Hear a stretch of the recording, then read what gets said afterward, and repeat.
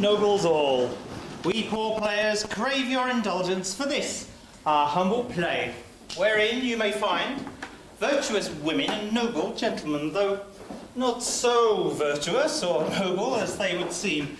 You will see whores and hussies, rakes and gallants, and you will see cuckolds, that is to say, cheated husbands, who we say grow horns in token of their degradation. I am well named then, Master Horner, who has granted many such a pair to the poor husbands of this city, and will do so again. But of this, more anon.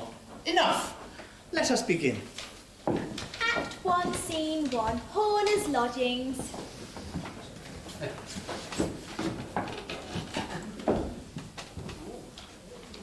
Well, my dear doctor, have you done what I desired? I have undone you forever with women, and reported you around town as bad as a eunuch, with as much trouble as if I'd really made you one.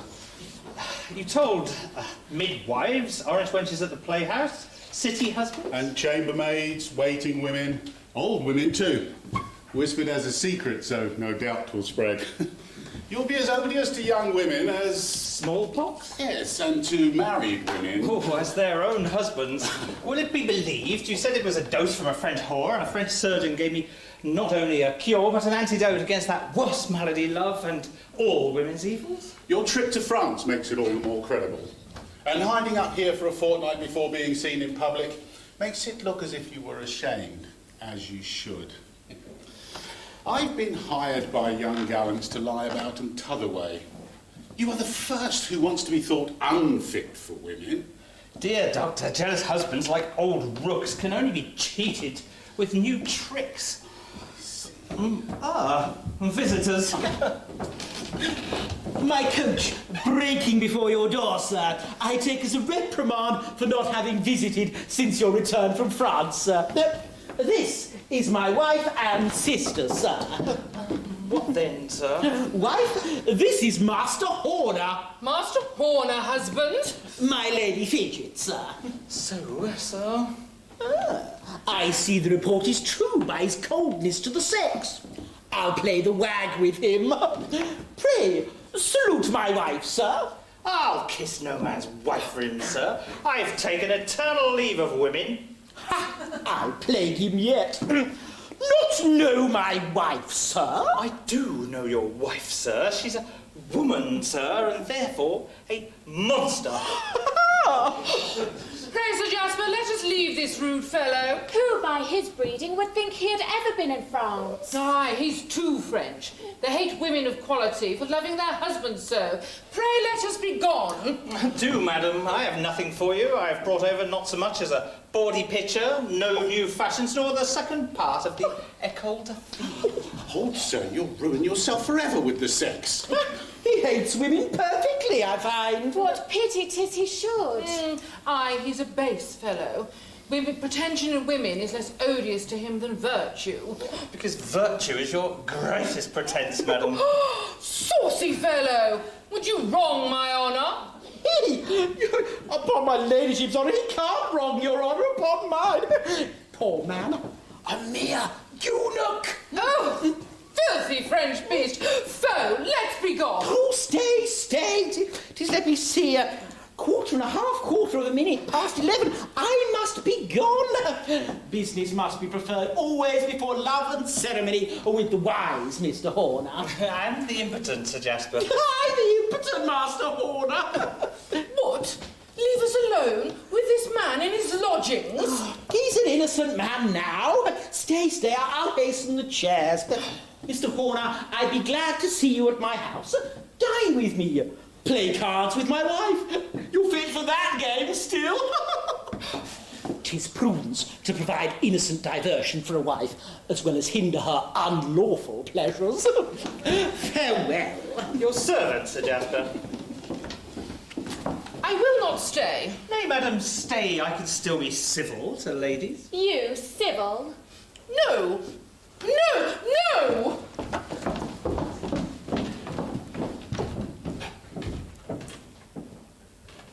Now I think you are finished with women. But already he leaves his wife with me and invites me to his house, who before would not be acquainted with me out of jealousy. You may be more acquainted with husbands, but less with wives. If I can abuse the husbands, I'll soon disabuse the wives. Listen to the advantages. I'll lose all my old lovers, next to the pleasure of making a new mistress is being rid of an old one.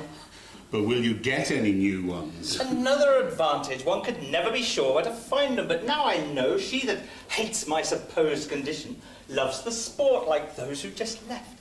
Women of honour are only wary of their reputation. 'Tis scandal they avoid, not men. Now I may have, by the reputation of a eunuch, the privileges of one, and be seen in women's chambers before their husbands, kiss virgins before their parents, and be, in short, the passepartout of the town. Your process is so new. It may succeed. I wish you luck and many patience. Whilst I go to mine.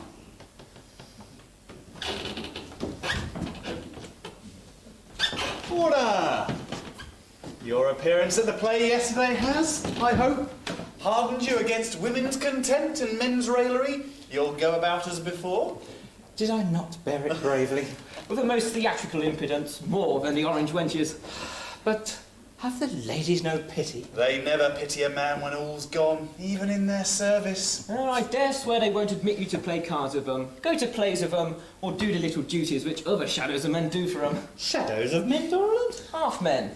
What, boys? Old boys, old beau garçons, superannuated stallions who run, feed and whinny with the mares, but can do nothing else. Well, pox on love and wenching. Women only keep men from better company. Good fellowship is a lasting, rational and manly pleasure.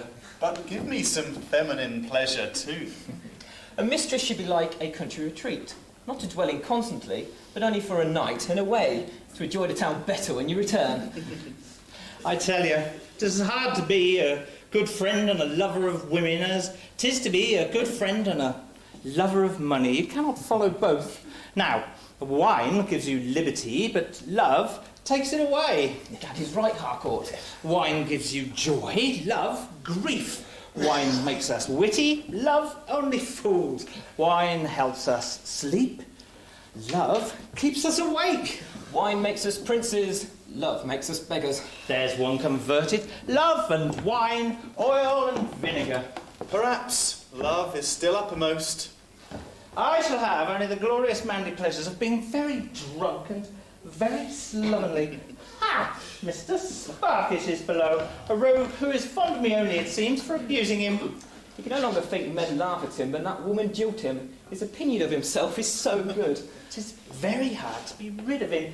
He's one of those nauseous offerers at wit who, like the worst fiddlers, invite themselves into all companies. He's as troublesome as a cuckold when you have a mind to his wife. He thinks being with men of sense makes him one. As a false jewel may hide amongst true ones. To pass a wit in town, he shows himself a fool every night to us. How is Sparks? Faith, Harry, but I must tease you a little with reports of thee in town. I was discoursing with some ladies yesterday, and they were talking of the fine new signs in town. Said I know where the best sign in town is. Said one lady, where? In Covent Garden, I replied. In what street? Asked another lady. In Russell Street, replied I. And said the third lady, oh no, good Lord, no. There's no new sign there. I said, oh, indeed there is. It came from France, and it's been there a fortnight. I can hear no more, please. Hear him out, let him chew his fiddle a while. Faith, I'll make you laugh. A third lady said, no, that cannot be. Oh, yes, indeed, replied I once again. And a fourth lady No more ladies, Sparkish. No? There. Mark this.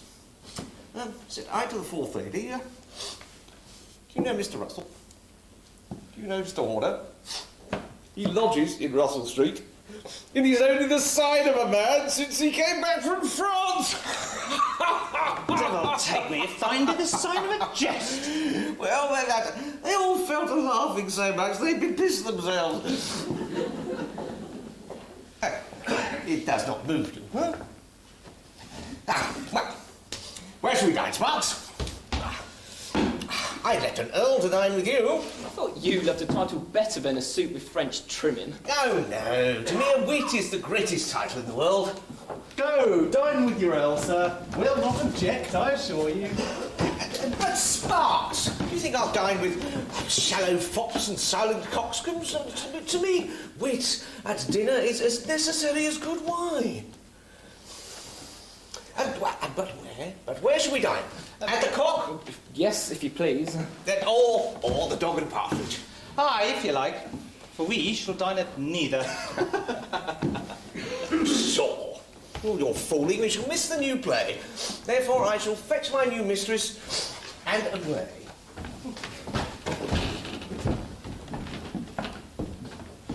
Who have we here? Pinchwife? Gentlemen, your humble servant. Well, Jack, by thy long absence from town, thy grum face, and the slovenliness of thy habit, I should congratulate thee, I think, on marrying. Does he know I'm married then? I thought to conceal it from him at the least. Well, my long stay in the country will excuse my dress. I have a lawsuit that brings me to town that puts me out of humour. And besides, tomorrow I must give Sparkish £5,000 to marry my sister. You country gentlemen will buy anything, and he is a poor purchase. But art thou married? What then? Why, the next thing to be heard is thou art a cuckold. Insupportable name! I did not expect marriage from such a whoremaster as you, one who knew the town so much and the women so well. I have married no London wife. Sure, marrying a country wife is like refusing a deceitful Smithfield jade to go and be cheated by a friend in the country. At least we're a little sure of their breeding there. Know what their keeping has been, whether foiled or unsound. You can still catch the clap in Wales. Is she handsome and young? Homely and housewifely. She's too awkward, ugly and silly to bring to town. Then she should be taught breeding. Wives, like soldiers, should be kept ignorant. I'll keep her from her teaching, thank you. The rogue's as jealous as if his wife were not ignorant. If she's ugly, there's less danger here than leaving her in the country. We have such a variety of dainties that we are seldom hungry. But, prithee, why marry her? She must be rich.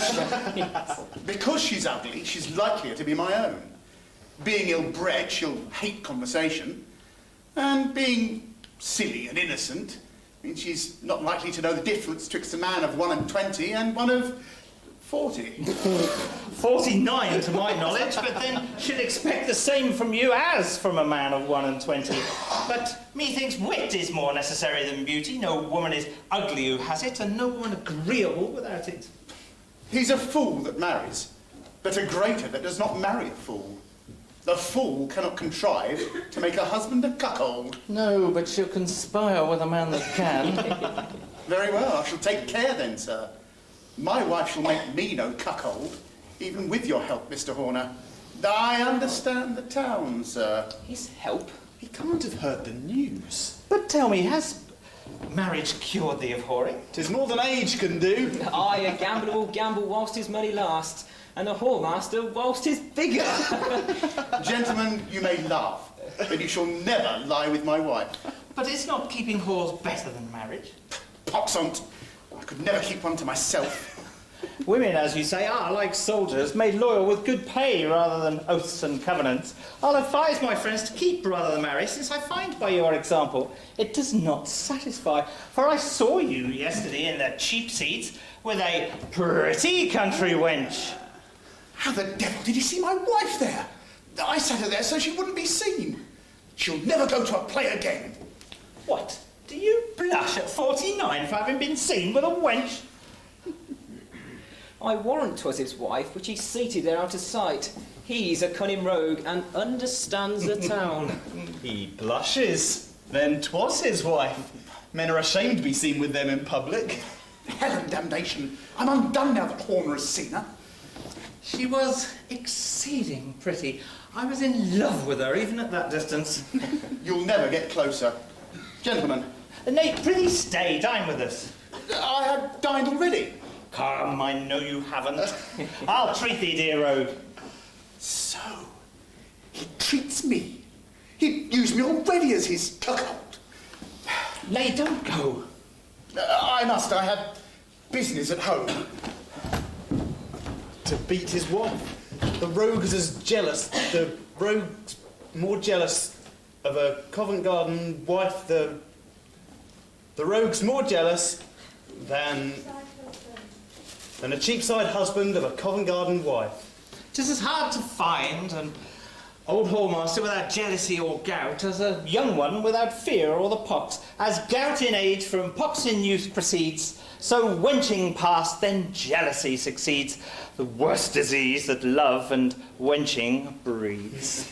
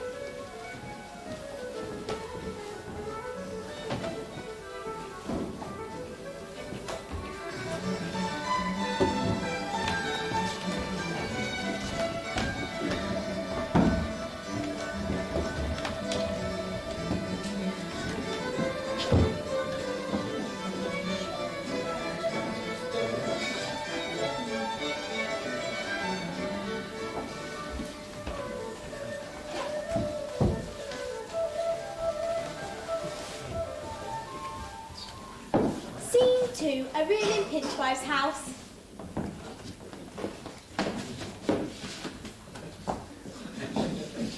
Pray, sister, where are the best walks in London? A pretty question.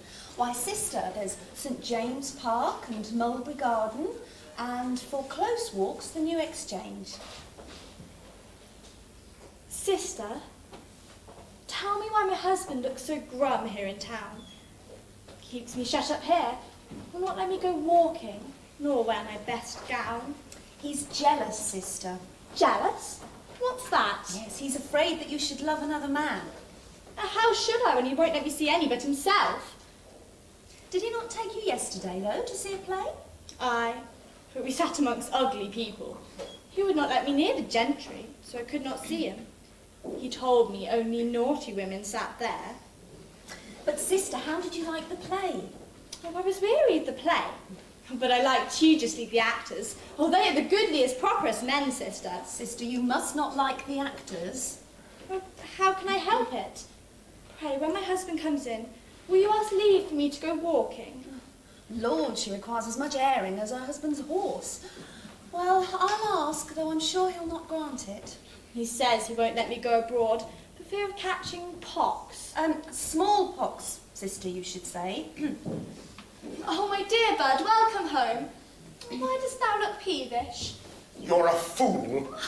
Faith, so she is, crying for no fault. Poor tender creature. What? You'd have her as impudent as yourself? There's Arrington, Guildford, a gadder, a magpie, and a Toryous town woman? Brother, you are my only censurer. The name of the family shall sooner suffer in your wife than me, though I take the innocent liberty of the town. Innocent liberty? Who boasts of any intrigue with me? What has made my name notorious? I keep no company with women of scandalous reputation. No. You keep the men of scandalous reputation company.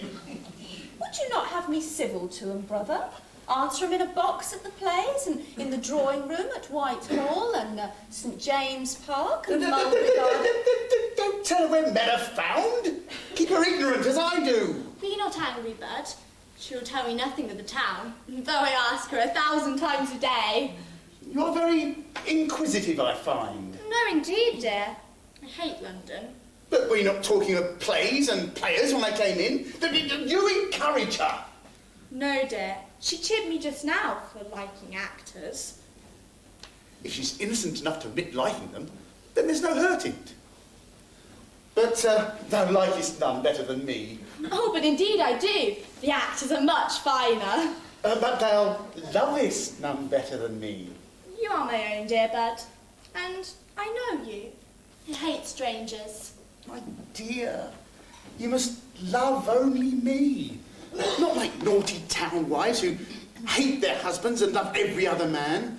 Love plays and visits, fine coaches, fine clothes, fiddles, treats, balls, and so lead a wicked town life. If that is town life, then London is not so bad a place, dear. The fool who forbid me tell her the pleasures of the town is now setting her agog upon them himself. But, husband, do town women love actors too? Yes, I warrant you. You do not, I hope. No. But why have we no actors in the country? Ha! Mrs. Mint, ask me no more to go to a play. But when you forbid me, you make me desire it more. So 'twill be in other things, I'll warrant. Why will you not let me go to a play, love? Well, first you may like the actors, and the gallants may like you. What? A homely country girl? Nobody will like me. But I tell you they may. Well, why, one of the lewdest fellas in town who saw you at the play told me he was in love with you. Who, pray, who was? Can't have gone too far before I was aware. How overjoyed she looks. Well, was it any of our neighbours? Oh, I am beholden to him. He would ruin you, as he has done hundreds. But if he loves me, why would he ruin me? I do him no harm. Ugh. I shall make sure he does you no harm, nor me either. But we have visitors. Get you in, madam, get you in. But is he a pretty gentleman that loves me? In, baggage, in!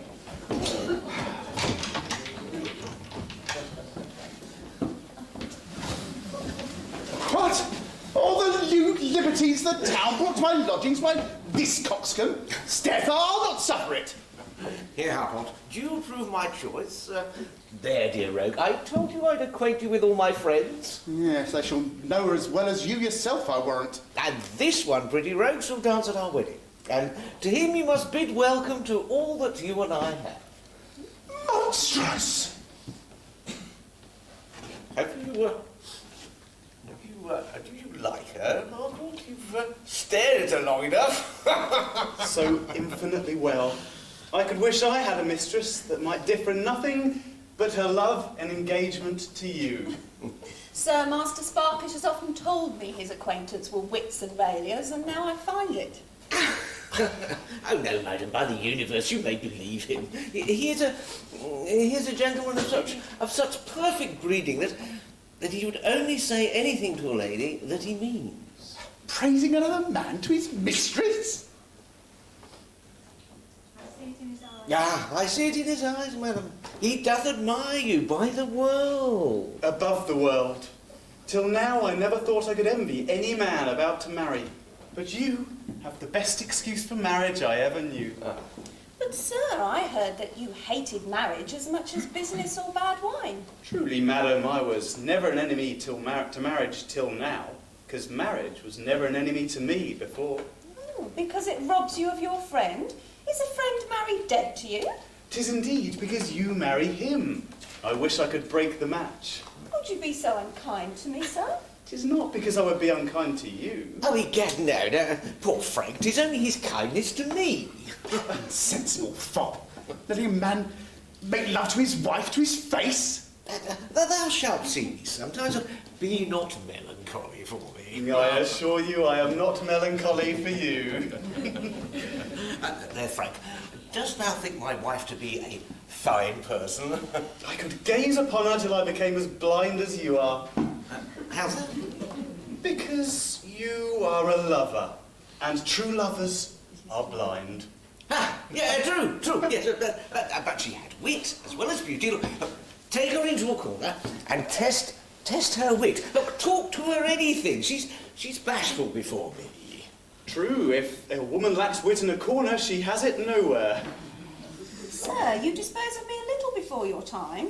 Madam, I would have proof of your obedience. Go. How, sir? If you don't have no concern for her honour as a mistress, I have as a sister. He shall not be brought up. Nay, sir, do not disturb. The marriage is settled, sir. 'Tis too late and past all revocation. Then so is my death. I would not be unjust to him. And why be to me? I have no obligation to you. My love? I had his before. You never had it. He lacks jealousy, the only infallible sign of it. Love proceeds from esteem. He cannot distrust my virtue. And besides, he loves me or he would not marry me. And marriage is a sign of interest, not love. He who marries a fortune covets a woman, not loves her. But if marriage is a sign of love, then take it from me. I must marry him, sir, or my reputation would suffer. If you do marry him, madam, your reputation will suffer worse. Master Sparkish, your friend is very troublesome and very loving. Do you hear that? What, do you think I'll be jealous like a country bumpkin? Rather be a cuckold like a credulous city gent. Madam, you've been little generous to tell him. Since you were so little generous to wrong him. Wrong him? No man can do it. He's beneath injury.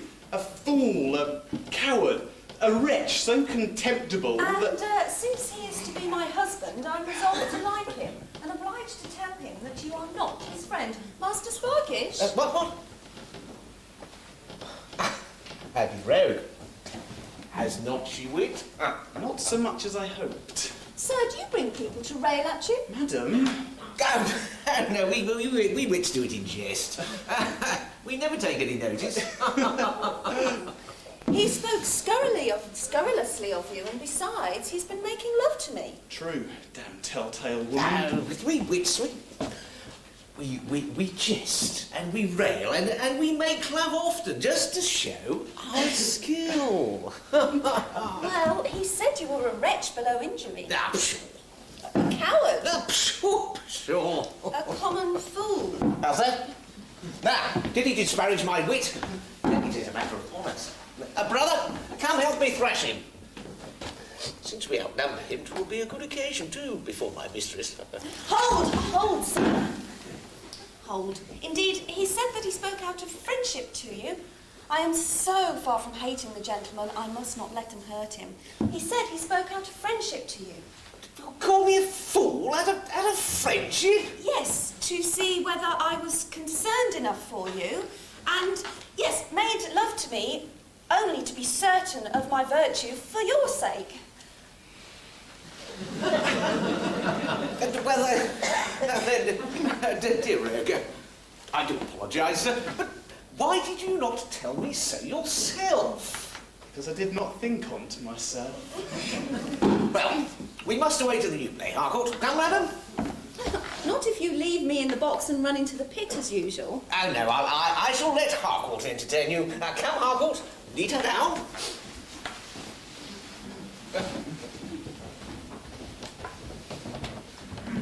The greatest town fops spend their estates before they inherit, and are cuckolds before they are married. Your servant, sir. Where is your lady? We come to take her to the new play. My husband will wait upon you presently. Damn your civility. Madam, I will not see Sir Jasper until I have waited upon him at home. Neither shall my wife see you until she has waited upon your ladyship at your lodgings. But now we are here, sir. No, madam. Pray, let us see her. We will not stir until we do. Pox on you all.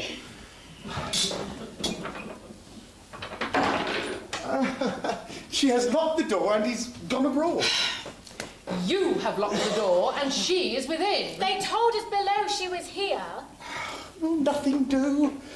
Ladies, to tell you the truth, my wife has the smallpox. Now, do not be afraid, ladies, but do not stay here in danger. Come. No, we've all had them. Come, we must see how it goes with her. I understand the disease. It is no use trying to fight women with their own weapon, lying. Therefore, I'll quit the field. Here's an example of jealousy. I wonder there are no more jealous since wives are so neglected. That men of quality spend themselves and their fortunes in keeping little playhouse creatures faux. Yes, but women of quality keep little creatures too faux. 'Tis men's fault. They never visit women of honour as they used to, and have only common civility for ladies of our rank, and use us with the same indifferency as if we were all married to them. 'Tis an arrant shame that women of quality are so slighted. I have known men admired and followed for their titles only. Men of honour should not love out of their own rank. Fie upon 'em. They think cross-breeding best for themselves, as well as for their dogs and horses. They are dogs and horses for it. One would think, if not for love, for vanity a little. Nay, they satisfy their vanity upon us sometimes, and tell all the world they lie with us. To report a man has had a person he has not is the greatest wrong. It is an arrant shame we should be so wronged and neglected. 'Tis an arrant shame to defame our noble persons with little inconsiderable fellows foe. The crime against honour is the same with a man of quality. Ah, yes, but when the man of quality is like his one husband, the crime is less. But then the pleasure is less. But with a private man, 'tis more secret. The crime's less when 'tis not known. True. 'Tis no injury to our husband till it injure our honour. And women of quality lose no honour with a private person. But still, my dear honour... My dear, thou hast so much honour in thy mouth. But she has none elsewhere. What do you mean to bring in these upon us? Bo, these are as bad as wits. Let us leave the room. Nay, stay.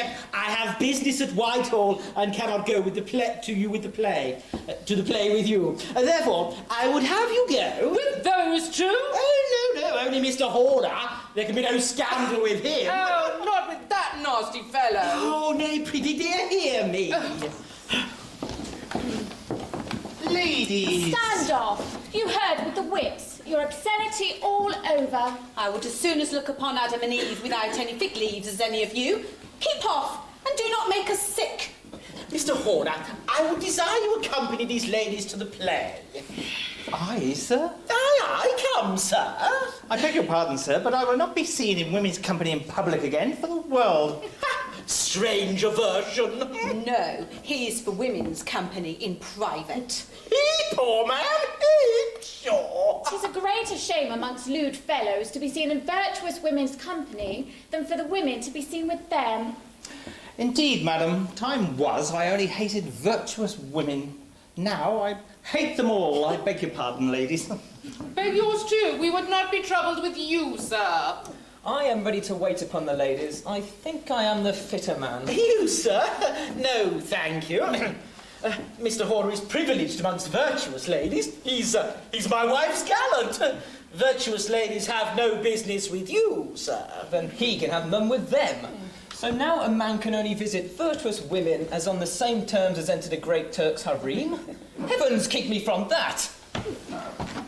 What, man, come, avoid the sweet society of womankind. That sweet, tame, gentle, noble creature woman, made for man's companion. So is a spaniel, and has all their tricks. Can fawn, lie down, suffer beating and fawn the more, makes your bed hard, barks at your friends and gives you fleas. The difference is the spaniel only fawns upon one master. Oh, the rude beast! Insolent brute! Brute! Stinking, rotten, mortified French gathered to death! Hold, madam, hold! For shame, Master Horner, your mother was a woman.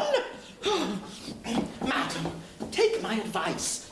You often want one to make up your drolling pack of card players, and you may cheat him easily. and you need someone to wait upon you abroad, take him into service.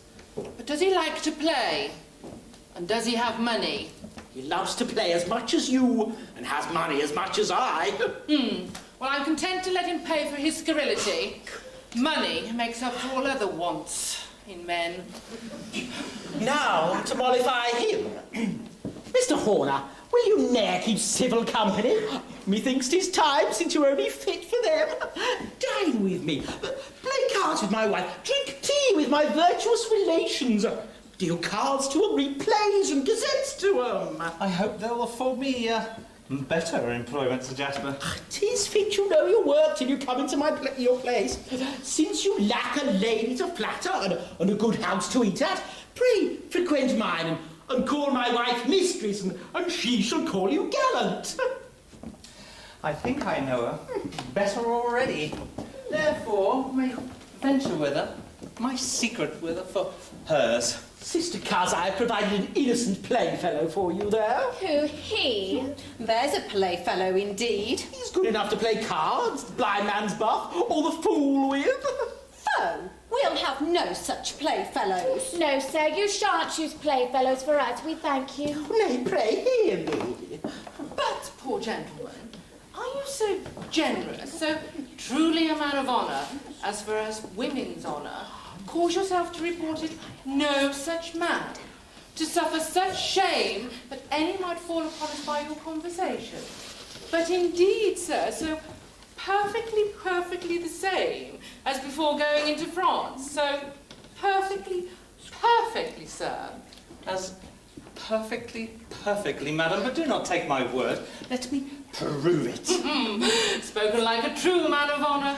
You men cause yourself to be reported in such way, we women do not know what to believe.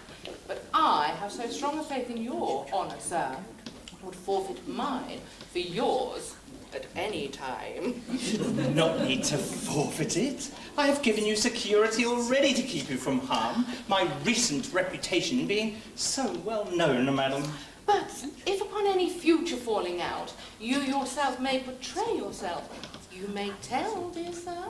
Nobody would believe me. The reputation of impotency is as hardly recovered again in the world as that of cowardice, madam. As they say then, do your worst, dear sir. My dear, are you reconciled to him yet? I must be gone to Whitehall. I am indeed. Master Horner is 1,000 times better than I thought. Cousin Squeamish, Sister Dainty, I can name him now, although not so very long ago I thought his very name obscenity, and would rather have lain with him than name him. Well, your ladyship is as virtuous as any, I know, and him all the town knows. So, now you like him, go to your business, pleasure, whilst I go to my pleasure, business. Come then, dear gallant. Come away, my dearest mistress. So, 'tis as I'd have it. And as I'd have it. Who for business from his wife will run, takes best care to have her business done.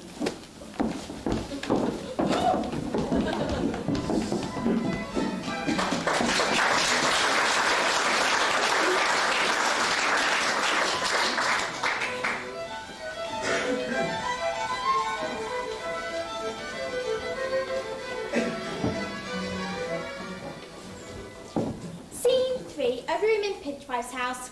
Again.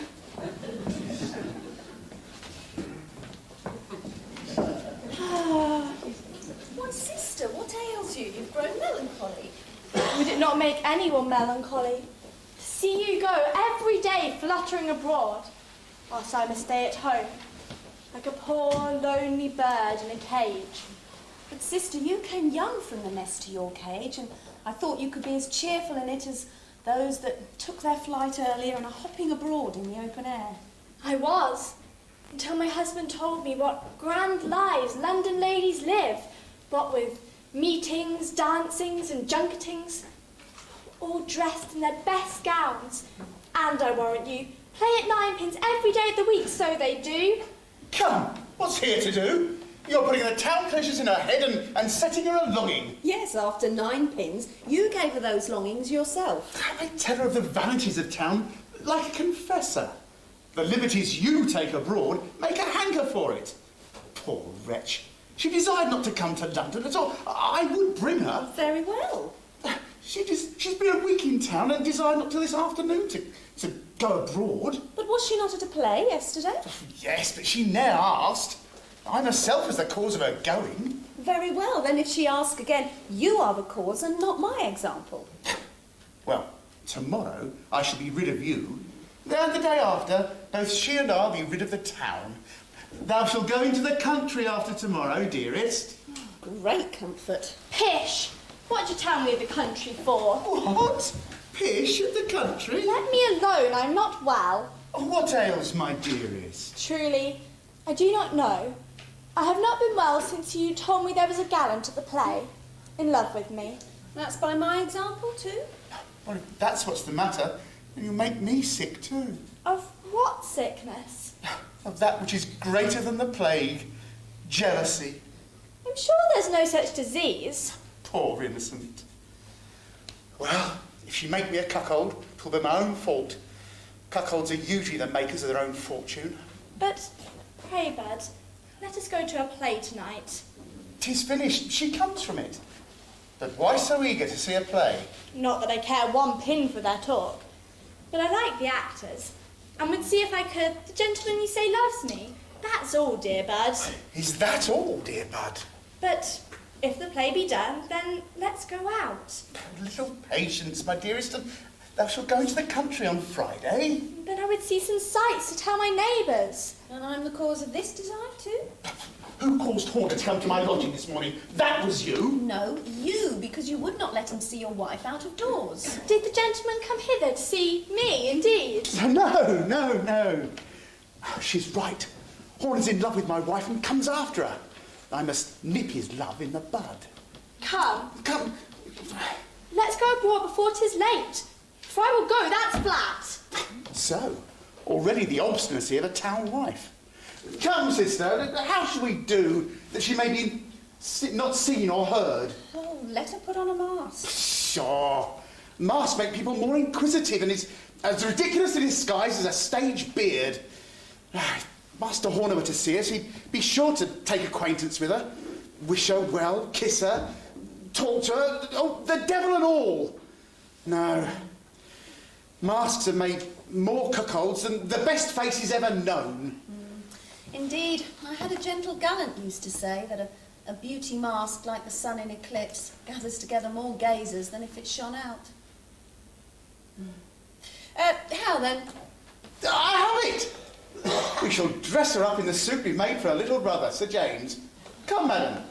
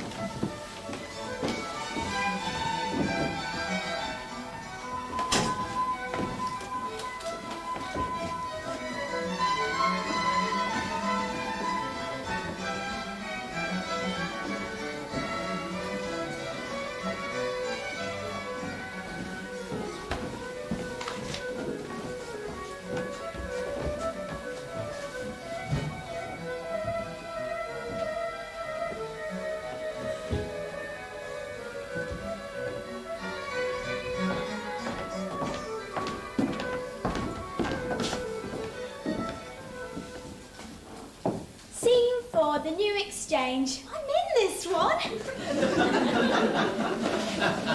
Engaged to women and not sup with us, did I ever think to see you keep company with women in vain? Now your sting is gone. You looked in the box amongst all those women like a drone in a hive, shoved and ill-used by 'em all. And you must buzz amongst them still. Avoid 'em, hate 'em, I say. Nothing makes a man hate a woman more than a constant conversation. I converse with them as you do with rich fools to laugh at them. I never sup with women unless I could lie with them. The sup with a Rick Scott's comb unless I could cheat him. I have known thee sup with a fool for his drinking, 'twas enough. But do the ladies drink? Yes, sir, I shall have the pleasure at least of laying them flat with a bottle and bring as much scandal that way upon them as formerly t'other. But drinking with women is unnatural. And to leave us for civil women. Aye, we hardly pardon a man that leaves his friend for a wench. And that, dear Horner, is a pretty lawful call. Before you go, your advice. Soldiers unfit for action may counsel yet. I love Sparkish's mistress, whom he marries tomorrow. How shall I get her? Why, here's one will help you to her. He's my rival and will hinder my love. A foolish rival or jealous husband assist your plans. They are sure to make their women hate them. The first step to their love for another man. But I cannot come near his mistress except in his company. Still better. Fools are most easily cheated when they're accessories. He is to be bubbled of his mistress as of his money by keeping him company. Faith, who's to be bubbled? Let me join in. I love a bubble. A pox. He did not hear all, I hope. But come, bubbling rogues, where shall we sup? Harcourt, my mistress tells me you were making fierce love to her all play long. Did she? Women are like traders in the exchange. To enhance the price of their commodities, they often report offers that were never made. Aye, women are as apt to tell before an intrigue as men after, being the vainer sex. But hast thou a mistress, Sparkish? 'Tis very hard to believe. Are you at raillery, sir? But we wits made bold with you at the play today, did we not? Did you not hear us laugh, sir? I thought you went to laugh at the playwright's wit, not your own. No, thank you. I go to a play as to a country treat. I take my wit to one, my wine to t'other, or I shall be merry at neither. But why hate playwrights? Thou hast too much wit to be one, and they, like whores, are only hated by each other. Damn them. They make witty men look fools on stage.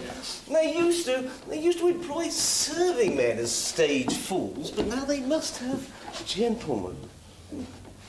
You'll hardly see a fool on stage now, but he's a knight.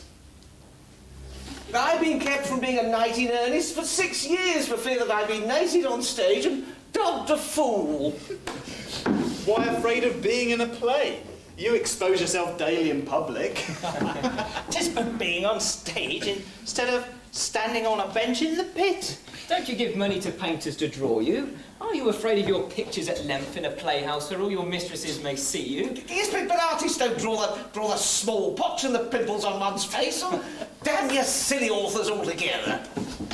Oh, hide me. There's my mistress. I have business in Whitehall. I must not fail. Pray, first reconcile me to her. Later.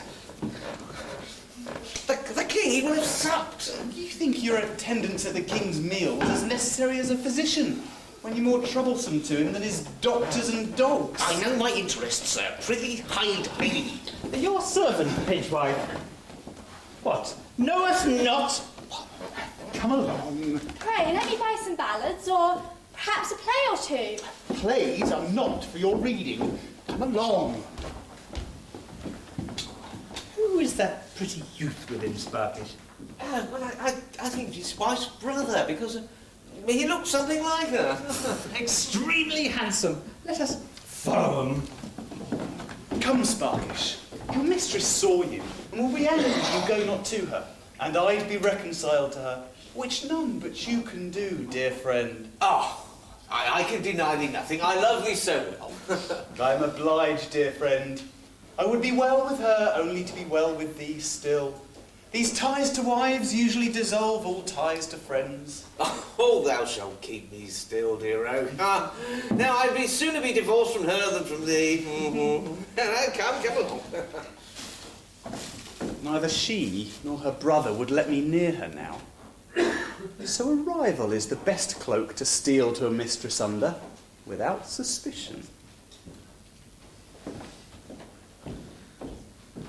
Sister, if you'll not go, we must leave you. The fool her gallant will muster all the young saunterers in town to follow us. Come, Mistress Margery, let's be gone. Don't you believe it? Aren't half my belly full of sights yet? Then walk this way. Nay, madam, for my sake, you shall be reconciled to him. For your sake, I hate him. That's too cruel, madam. No, indeed, madam. And you should hate him too for making love to me. But 'tis your fault, not his, if he admires you. And hate a man for loving you, I'll ne'er do it by the world. It's for your honour or mine to suffer a man to make love to me.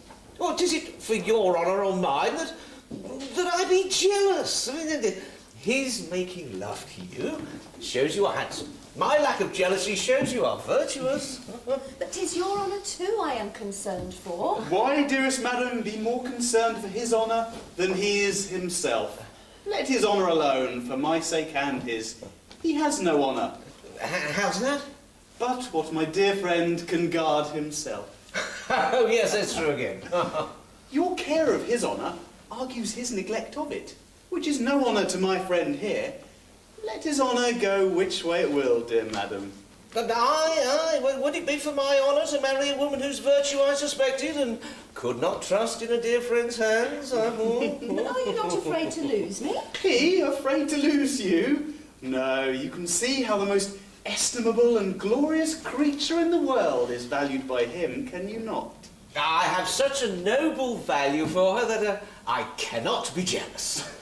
You mistake him. He means you care not for me, nor who has me. But will you wrest the meaning from a poor man's words? Sir, you astonish me with your want of jealousy.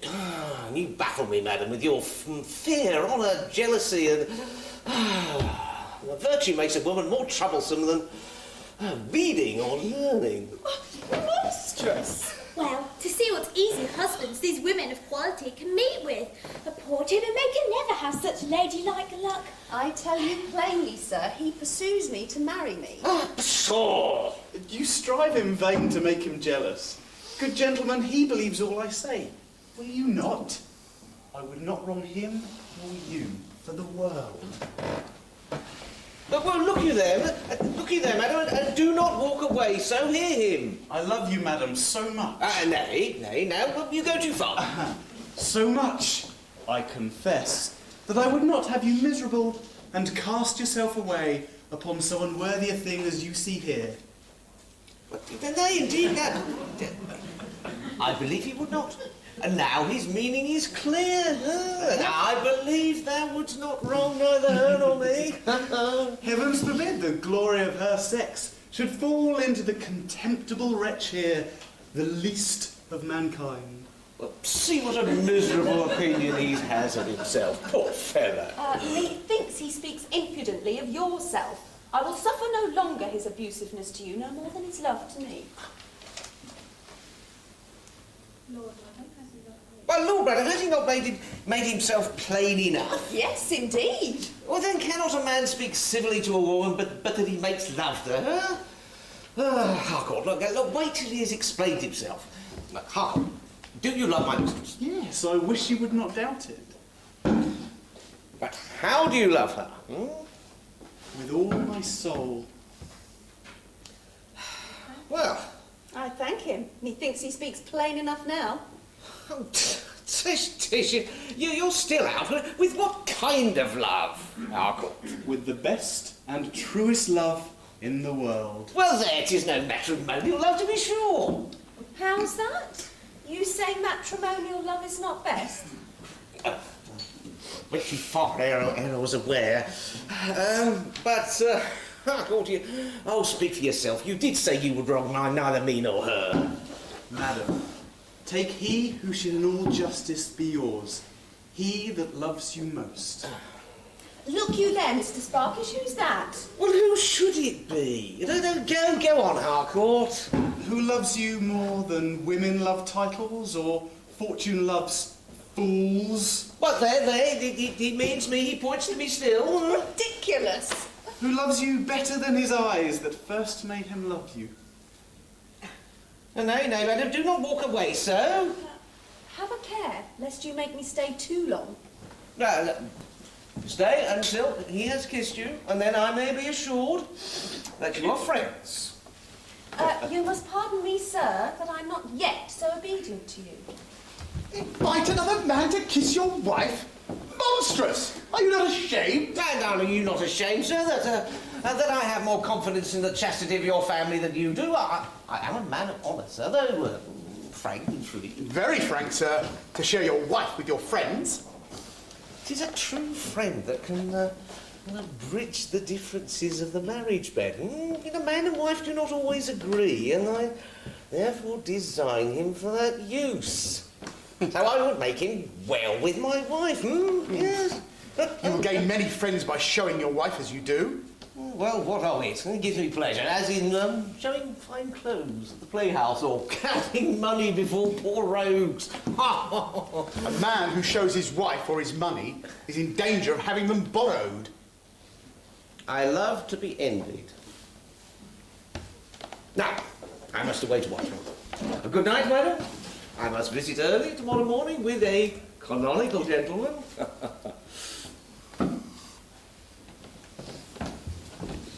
Madam, I hope you will not refuse my visit tomorrow, if it should be earlier with a canonical gentleman than Mr. Sparkish.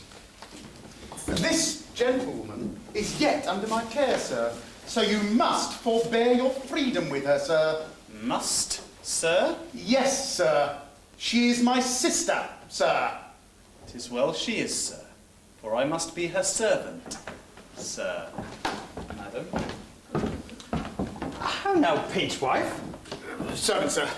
What, I see a little time in the country makes a man wild and unsociable and only fit to converse with his horses, dogs and herds. I have business, sir, and must mind it. Your business is pleasure. Therefore, you and I must go different ways. You may go, but this young gentleman, A lady? And a maid. shall stay, for I suppose their business is the same with ours. Pleasure. Sdeath, he knows her. She carries it so sillily. Pray, sir, let us go. Had it you not rather stay? Pinchwife, who is this young gentleman? I never saw anything so pretty in all my life. Sure. Do not look at him so much. He's a bashful youth. Come away, brother. Oh, your brother. Yes, my sister's brother. He's very like her I saw at the play, who I told you I was in love with. Is this he? I'm glad, I vow, for he's a curious fine gentleman, and I love him already. Is this he, Bud? Come away, come away. Why, what haste are you in? Why won't you let me talk with him? He's young and innocent, and I would not have you debauch him. How she gazes at him. The devil! Harcourt, Dorland, look here. Did you ever see lovelier? The rogue has reason to be jealous of his wife, since she looks like him. She is indeed very pretty, if she be like him. More beautiful than a poet's first mistress of imagination. Or another man's last mistress of flesh and blood. Nay, sir. Now you jeer me. Pray don't jeer me. Come, come. By heaven, she'll discover herself. I speak of your sister, sir. Aye, but saying she was handsome if like him made him blush. But methinks he is so handsome he should not be a man. What do I suffer now? Come, I say, come! Nay, sir, he shall not go yet. Harcourt, Dorland, let us torment this jealous rogue a little. I cannot stay fooling any longer. His sister stays supper for us. Does she? Then we'll all go to sup with he and thee. Now I think on't, I warrant you she's gone to bed. Come, I must rise early in the morning. Then good night, but pray, young sir, present my humble service to her. Thank you heartily, sir. Tell her you have revived the love I had for her at first sight. But did you love her indeed? Away, I say! Nay, stay, yes, tell her so, and give her this kiss from me. Heavens, what do I suffer? Now 'tis plain he knows her. And this, and this. What'd you kiss me for? I am no woman. Come, I can stay no longer. Nay, they shall send your lady a kiss too, Harcourt, Dorland. 1,000 ulcers gnaw away their lips. Good night, little gentleman, madam. Good night, farewell, Pinchwife. Ha ha! Didn't I tell you I'd raise his jealous gall? They're gone at last. Stay. I'll see if a coach be at the door. Not gone yet. Will you be sure to do as I desire, sweet sir? But what will you give me then, sweet sir? Anything. Come into the next walk. Hold, what do you do? Stay, hold. Hold, madam, hold. He'll come presently. Nay, I will never let you go till you answer my question. For God's sake, sir, I must follow him. No, I have some to present you with too. You shan't follow them. The coach is there. So, what's become of her? He's only gone with a gentleman who will give him something, and please, your worship. Something? Something with a pox? Where? They're in the next walk only, brother. Only? Where?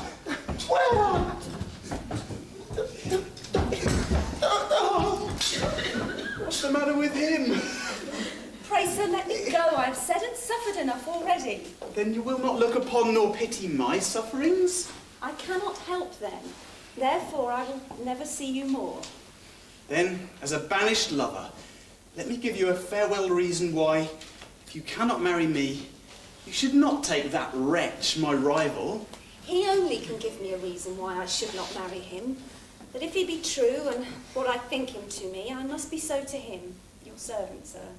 Have women only constancy when 'tis a vice, and are, like fortune, only true to fools? Thou should not stir, robust creature. I can deal with you, therefore we should stay and be kind. Gone and not to be found. Their business will be done presently, sure, your worship. Are they not there? You know where they are. Infamous wretch. Eternal shame of your family that you do not dishonour enough yourself. But you must help her to do so too. Good brother. Damn, sister! Look, you sir, she's coming. Oh, my dear bud, look what I have got. And look what I have got here too. The fine gentleman has given me better things yet. Has he so? Out of breath and coloured. I must hold yet. I have only given your little brother oranges, sir. Thank you, sir. You have squeezed my orange, I suppose, and I must have patience. Come. Master Horner, the ladies wait for you. My wife, your mistress, wonders you make not more haste to her. I have stayed this half hour for you here, and 'tis your fault I'm not now with your wife. Pray don't tell us so. Truth is, I was advancing a certain project to His Majesty. I'll tell you. No, let's go and hear it at your house. Good night, sweet little gentleman. One kiss more. You'll remember me now, I hope. What, Sir Jasper? Will you separate friends? He promised to sup with us, and if you take him to your house, he'll be in danger of our company too. Alas, gentlemen, my house is not fit for the likes of you. There are none but civil women there. He, though, he's one of my family. He's... What is he? Faith, my eunuch, since you have it. Come. Harcourt, what a good cuckold is lost there for want of a man to make him one. We cannot have Horner's privilege who can make use of it. Poor Horner. 'Tis like inheriting at 60 when 'tis too late to enjoy. Come, let us go too. Madame, your servant. Good night, Strapper. Madam, though you will not let me have good day or good night, I wish you one, but dare not name the other half of my wish. Good night, sir, forever. Good bud. You shall have part of the fine gentleman's good things, or treat as you call it, when we come home. Indeed, I deserve it, for I've furnished the best part of it. The gallant presents, treats and gives the ball, but 'tis the absent cuckold pays for all.